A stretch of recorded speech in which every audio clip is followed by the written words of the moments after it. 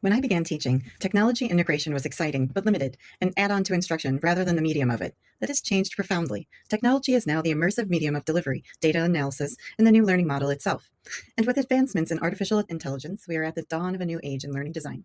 Aligning learning objectives with course materials matters, but aligning the entire course to the learner profile's needs and creating authentic learning experiences matters more. My journey from 15 years of middle school science instruction to 9 years as a licensed real estate agent serving senior populations to instructional design has shaped a philosophy grounded in three commitments: honoring the whole learner, ensuring technology serves the learner rather than the designer, and committing to design that never stops evolving. Senior learners sit at a fascinating and underexamined intersection in adult learning theory. They are, in many respects, the fullest expression of the andragogical learner, rich in lived experience, intrinsically motivated, and fiercely protective of their autonomy and dignity. And yet, the diversity in cognitive capacity, prior knowledge, and digital skill among adults aged 55 and older far exceeds the predictable developmental trajectory of younger learners. Applying scaffolding to this profile demanded a reconceptualization of what support structures actually look like.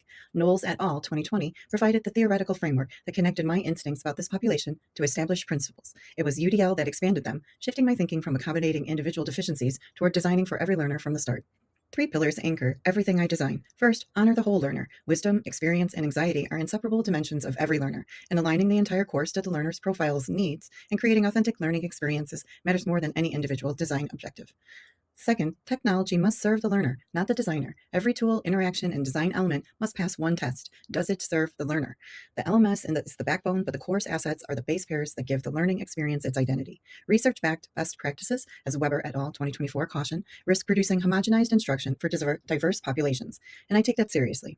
Third, design never stops evolving. Iteration is not a phase of the process, it is the philosophy itself. Revision as a principle of design is probably the most powerful factor in a philosophy that strives for continual improvement and lifelong learning paradigms.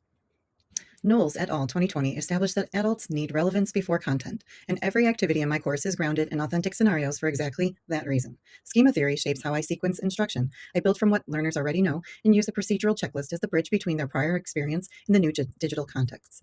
Long 2023 positions behaviorism not as a framework for passive compliance, but as a tool of dignity for senior learners, where spaced repetition and positive reinforcement offset neuroplasticity decline and rebuild self-efficacy. And Vygotsky, 1978, provides the architecture for a graduated adaptive support structure that meets learners where they actually are, not where we assume they should be. The Mediterranean cruise narrative was a deliberate semiotic choice, a familiar aspirational setting that reduces anxiety and associates digital skill building with enjoyment rather than frustration. The branching scenario arc moves through 3 acts. In Scenario 1, the instructor character models the full checklist with the learner step by step. In Scenario 2, the support pulls back. In Scenario 3, the learner applies everything independently. That gradual withdrawal of scaffolding mirrors Vygotsky's 1978 zone of proximal development in action. And critically, the system is adaptive. A learner who overestimates their readiness is returned to a more supported scenario rather than left to fail forward. Emotional safety is paramount in any learning environment. The feedback architecture in my course introduces a fellow learner who shares her own mistakes first, because Knowles et al. 2020 are explicit that adults need to be treated as equals, and that principle is a design requirement, not a courtesy. Inclusion is built in through UDL's 3 principles of engagement: representation and action and expression. CAST 2024.